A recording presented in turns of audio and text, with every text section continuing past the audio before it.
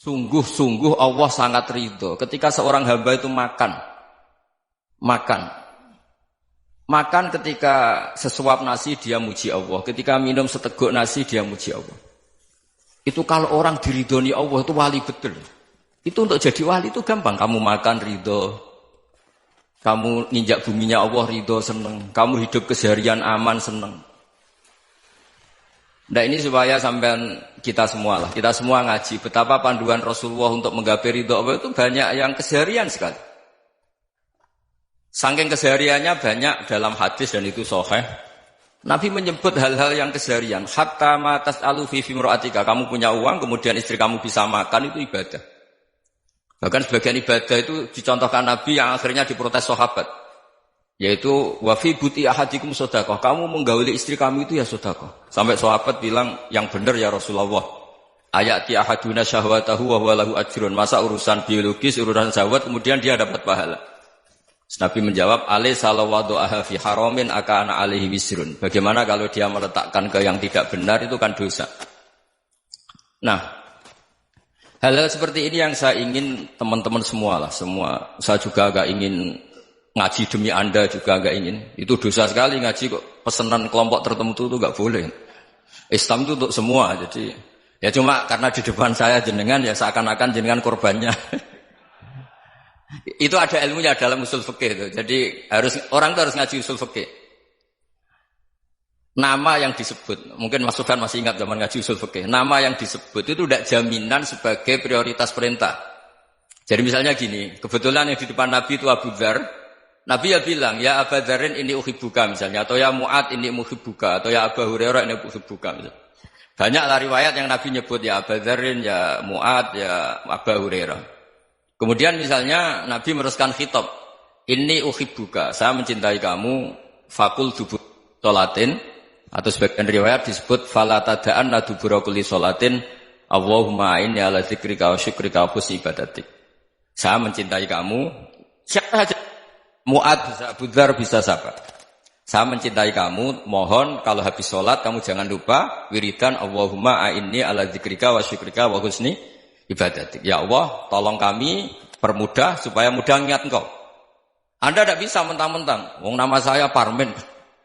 Nama saya Purnomo itu yang diperintahkan Mu'ad misalnya. Jadi yang disebut satu, tapi khitab itu untuk siapa saja. Saya teruskan. Jadi saya mohon semua kita melakukan kebaikan itu kalau dalam kaidah fikih disebut al-yakin la yuzalu bisyak. Banyak kebaikan yang kebenarannya itu 100%. Tidak punya efek samping ke pihak lain, ke kelompok lain, ke komunitas lain. Yaitu tadi misalnya Anda makan dan itu murah sekali, hanya butuh satu piring. Setiap kunyahan kamu muji Allah, setiap minum kamu muji Allah. Itu redaksinya Rasulullah SAW disebut Allah sangat ridho ketika seorang hamba makan, kemudian dia memuji Allah. Atau minum, kemudian dia muji Allah. Logikanya gampang, negara seperti ini yang kamu harapkan bentuknya kayak apa, mertua, ipar, komunitas, tetangga. Itu nyata terjadi, itu kan belum pasti. Sementara yang mesti terjadi adalah kamu butuh makan, kalau tidak mati.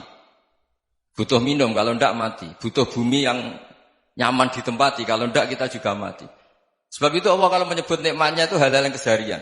Alladzi at'amahum min ju'. Allah itu siapa? Allah itu yang menciptakan kamu bisa makan. Tidak berlebihan. Allah itu yang menciptakan kondisi sosial itu ideal. Zaman Nabi itu ya ada orang munafik. Orang-orang pilihan Allah itu juga diuji orang sekelilingnya yang macam-macam.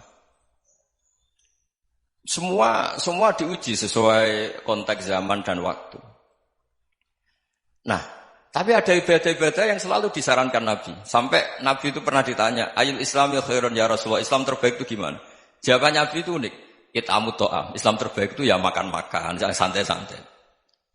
Ketika Allah menyebut beberapa kebaikan, falak tahamal aqobah wa ma adrokan Allah mal aqobah. Terusannya apa? Fakku raqobah. Terusannya apa? Au it'amun fi yaumin di masubaya. Atau acara makan-makan itu juga Islam. Kenapa? Ya bayangkan kalau tidak ada makanan, kita mati kan? Kondisi sosial tidak ideal itu Anda masih gak apa-apa. Tapi kalau Anda tidak makan, Anda tidak minum, Kamu punya istri cerewet masih bisa hidup, punya mertua cerewet masih bisa hidup. Tapi kalau tidak makan bisa mati. Berarti penting mana istri sama makan? Penting mana? Makan. Semoga istri Anda dengar. Nanti kamu disuruh makan tapi pulang deh. Itu kalau dibahasakan makan masih memahami. Penting mana nasi satu piring dengan istri. Nggak ada nasi mati, nggak ada istri belum mati. Penting mana? Gak berani jawab kan? Nah, ternyata Anda ada garang kan di depan istri. Jadi saya mohonlah, mungkin Mas Sufyan Sauri tadi yang bisa bantulah. Teman-teman tuh ngaji yang keseharian saja. Karena kita nyari ridha Allah itu berdasar firman Allah. Dan firman Allah itu menyebut keseharian tuh riang, gampang. Itu tadi misalnya wa min ayatihi manamukum bil-laili wan-nahar. Termasuk ayat-ayat Allah itu kamu tidur. Maka dulu itu ada guyonan, ada tokoh Mu'tazilah, kelompok dalam Islam yang berpikir manusia itu bisa menentukan ikhtiarnya sendiri. Karena saya bisa duduk, ingin duduk, ingin berdiri, berdiri. Karena kelompok ini nggak terima kalau semua kehendak Allah, nanti bagaimana kalau semua kehendak Allah kok ada hisab ya, ada sanksi. Lucunya itu, dia akhirnya, ini cerita ya, mencintai seorang perempuan, cantik sekali. Dan itu dia menjadi ahli sunnah itu oleh hal-hal yang sepele. Karena istrinya cantik, ya namanya suami istri hubungan intim. Terus ditanya, Mas, masih ingin lagi? Masih. Silahkan diulang lagi. Wah ya tidak bisa. Katanya manusia bisa menentukan yang diinginkan. Itu tobat itu. Itu nggak bisa ditobatkan Mas Sufyan Ats-Tsauri. Orang cantik yang mudah nobatkan orang itu orang cantik. Segampang itu. Akhirnya kita tahu, makanya kalau dalam kitab Hikam itu disebut al-aqil mayyakul madza yaf'alu wa hubi wal ghafil mayyakul madza af'al. Orang yang punya akal karena sadar ini wilayah Allah, semua milik Tuhan. Itu dia tiap hari berpikir, besok Allah akan melakukan apa terhadap dunia ini. Kamu merencanakan suatu mau plesir ternyata gempa. Mau wisata ke Rusia ternyata perang. Kamu tidak pernah tahu apa yang akan terjadi besok. Wa ma tadri nafsum madza taksibu ghadan. Tapi anda semua kita ini sering punya jadwal permanen. Makanya saya kalau diundang siapa saja, sana takdir. Yang jelas Gus ini acara penting. Ya masih acara penting nak pangeran ngersakno piye? Kok ape dadi pangeran? Kamu kok mau jadi Tuhan? Itu kadang ya kiai. Penting Gus acara ini jenengan harus memastikan bisa. Loh kamu itu yang ngajarin tauhid, sesuatu itu biadillah kok bilang-bilang apa pasti. Kalau maksa terus tak tobatkan kamu kata saya. Ya kalau gitu Gus bilang insyaallah. Wah itu hati saya, fisik saya, roh saya sudah bilang insya Allah. Tidak usah kamu latih kata saya. Nah hal-hal tauhid keseharian itu gampang sebetulnya. Wal ghafil yaqulu madza af'al. Tapi orang yang lupa Allah dia setiap hari bilang besok apa? Kita bisa melakukan apa? Seakan-akan dia itu aktor, dia penting, dia subjek permanen, dia. Padahal kita ini hanya objek kehendak Allah Subhanahu wa taala. Karena kita yakin sesuatu yang terjadi di alam raya ini kita tidak bisa apa-apa. Makanya saya sering ngaji, sering bilang saya. Ketika Anda mensifati Allah, Dia yang menghidupkan. Sudah itu tanamkan sehingga ketika kita mati santai saja. Kenapa santai? Allah punya cara menghidupkan kita. Zaman kita hidup juga gak tahu caranya ngelola jantung, ngelola paru-paru. Kamu juga gak tahu ngelola oksigen yang tidak beracun, tidak mengandung polusi. Tahu-tahu hidup. Gak ingin tua ya tahu-tahu tua, gak ingin mati tahu-tahu mati. Selama ini kita hidup juga agak tahu apa sebetulnya. Hanya gaya tok, punya jadwal, punya planning. Kalau kamu bisa menentukan pilihan Anda, pasti Anda istrinya cantik, 4 neriman semua, qanaah semua. Nyatanya enggak kan? Ada 1 jelek, cerewet. Oh itu kan, nyatanya enggak bisa apa-apa Anda kan? Dan kamu bawa mati lagi. Itu kan istri Anda juga gitu, punya keinginan, punya suami yang ganteng, yang jabat, yang neriman, yang enggak poligami. Ya enggak kesampaian juga. Kalau kita ngitung tingkat kegagalan kita itu gagal terus. Ya kan? Nah, terus ingat Allah. Madza yaf'alu wa bi. Orang yang punya akal selalu berpikir Allah itu menghendaki apa terhadap saya. Lalu sama-sama orang melihat orang yang serius. Itu kata Anda itu pemikir berat, serius. Senang punya tokoh yang merengut karena kamu anggap serius. Tapi sebagian orang anggap orang yang serius itu wong merengut, wong masam, wong muka kok ditekuk. Jadi sama Itu hati, ya muqallibal qulub tsabbit qalbi ala dinik. Karena kita enggak tahu cara berpikir kita tentang orang lain, tentang sekeliling kita. Misalnya kita orang baik yang jenis ngrumat fakir miskin. Ada orang bangun masjid mewah itu janggal. Apa artinya masjid mewah kalau banyak orang kelaparan? Tapi kalau yang jenis pendidikan apa artinya masjid mewah kalau tidak bisa ngaji? Nanti yang jenis infrastruktur apa artinya ini kalau semuanya punya sudut pandang yang berbeda-beda. Dan Islam mengapresiasi semua kebaikan. Tapi katakan semua kebaikan itu adalah kehendak Allah Subhanahu wa taala. Karena apapun baik Anda itu pakai fasilitas yang diberikan oleh Allah Subhanahu wa taala. Sehingga ini yang disebut qulillah tsumadarhum fi khawdihim yal'abun. Ya kembali tadi ke tema-tema bahwa keseharian Anda ini sudah Islami. Saat Anda tidak bisa melakukan apa saja. Saya sering ada jenazah, biasanya kalau tetangga meninggal saya sering disuruh ngelepas. Saya bilang orang ini baik. Karena sering ngelamun di rumah, sering nganggur di rumah. Ditanya sama anaknya, kenapa Gus nganggur baik? Ya kalau dia nganggur artinya juga agak berbuat sesuatu yang maksiat kan? Ya kan? Orang nganggur di rumahnya ya tidak bunuh orang, tidak maling, tidak korupsi. Ya namanya nganggur di rumah. Lah cuma istri cara pandang nganggur gak menghasilkan uang itu. Tapi juga gak menghasilkan kriminal kan? Jadi sebenarnya Islam itu makanya kalau sampai ngaji usul fikih itu ada kitab usul fikih namanya Lubul Usul, itu terkenal sekali di pesantren itu. Itu kalau ngapresiasi keseharian itu luar biasa. Izma min mubahin illa wa yatahaqqaqu bihi tarku haramimma. Karena keseharian yang mubah saat Anda lakukan itu ada kehebatan yang luar biasa, yaitu meninggalkan haram. Makanya dulu banyak orang-orang alim ketemu temannya itu guyon sampai semalaman. Itu biasanya yang semangat Islam itu kiai kok tidak tahajud, kiai kok tidak witir. Orang yang sedang mapan uangnya banyak, malam itu tidak kelayaban itu sudah luar biasa.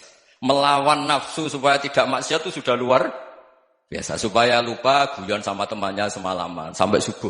Gejlok-gejlokan mengenang zaman miskin, zaman kuliah nggak jelas, zaman apa. Melihatnya jangan tarkut tahajud. Seperti ini meninggalkan tahajud, tapi meninggalnya ini talkul muharramat. Jadi kayak apa hebatnya? Sehingga Imam Ghazali punya riwayat yang agak unik. Hatta takuna ibadatu akhiri hadil ummah iku an-naum. Sehingga suatu saat ibadah terbaik umat ini itu tidur. Itu kan riwayat kontroversi. Ketika Imam Ghazali ditanya, kenapa iya? Kenapa kamu mulai keluar dari rumah itu sudah banyak maksiat? Melihat perempuan yang enggak mahram, melihat fenomena. Tapi kalau kamu tidur itu enggak melihat apa-apa. Tapi juga kamu jangan menganggap tidur itu ibadah betul. Saatnya melakukan fardu ain malah masih tidur. Tapi itu sudut pandang yang menjadikan kita Islam itu gampang. Jadi saat Anda tidak bisa aktivitas apa-apa, misalnya ada beberapa orang yang lumpuh. Lumpuh itu memang nggak bisa Jumatan, nggak bisa ibadah, tapi dia juga nggak bisa maksiat. Tidur itu memang Anda saat itu tidak bisa tahajud, tidak bisa witir, tapi saat itu ada zina, ada maling, tidak gosipkan orang, tidak bully orang, tidak menanamkan kebencian, tidak hasud. Sehingga tidur menurut Allah Ta'ala ya wa min ayatihi manamukum billaili apa? Wan-nahar. Karena di tidur itu selain ada unsur istirahat, jaga kestamina, juga ada unsur meninggalkan beberapa keburukan. Nah saya mohon ibadah yang keseharian ini kita jaga. Supaya kita semua baca ayat itu fasih. Fasih itu tertanam di hati. Allah itu siapa? Alladzi at'amahum min ju'i wa amanahum min khauf. Dan Allah kalau cerita di Quran itu anna subabnal ma'a subba thumma syaqaqnal ardhan wa syaqqa fa ambatna fiha habba wa inaba wa qadba wa zaituna wa nakhla wa hada'iqa hulba. Kamu tahu saya ini siapa kata Allah? Saya ini adalah Tuhan yang menurunkan air. Kemudian ada tanaman banyak. Habba wa inaba wa qadba, ada zaitun, ada tin, kalau orang Jawa mungkin ada tela, ada padi, ada mangga, ada pisang. Sudah. Wa inaba wa zaituna wa nakhla wa hada'iqa hulba. Ada perkebunan yang lebat. Tujuannya apa? Mata Allahkum, silahkan kamu pakai, kamu nikmati. Tapi karena kadang kita ini punya ide-ide besar. Tadi untuk syukur saja nunggu punya istri riman, rumah baik, tetangga baik, komunitas baik, semuanya baik baru syukur. Lama-lama nanti ada di surga, syukurnya nunggu surga paling kelas A. Itu sudah ada yang menghuni Rasulullah, kamu enggak boleh di situ. Masa untuk syukur saja? Repotnya Masya Allah. Jadi mohonlah Quran yang kalau Anda hafalkan juz sama itu kan ada ayat-ayat yang kayak tadi. Ya, fal yanzuril insanu ila ta'ami. Coba lihat. Apa yang kamu makan ya? Dari mana? Dan untuk mempertahankan hidup kamu keseharian. Jadi jangan kira ibadah itu harus membentuk komunitas yang versi Anda. Ibadah itu harus yang hal yang mulu-mulu. Kesehariannya Anda alami. Loh ini saya tidak bikin-bikin. Saya ngaji bukan karena berdasar pesanan. Itu ayat yang saya baca kan betul ada ayatnya kan. Fal yang dzuril insanu ila ta'ami. Anna sobabnal ma'a sobba. Thumma syaqaqnal ardo syaqqa. Fa'ambasna fiha habba wa inabau wa qadba. Wa zaitunaw wa nakhla. Wa hadaika khulba. Terusannya apa? Mata'al lakum. Silakan kamu nikmati. Mata itu silakan kamu nikmati. Ya kayak sampai dikasih hidangan ya makan. Ya sudah makan. Habis makan ya minum. Habis itu ngantuk ya tidur. Ya sudah normal-normal saja.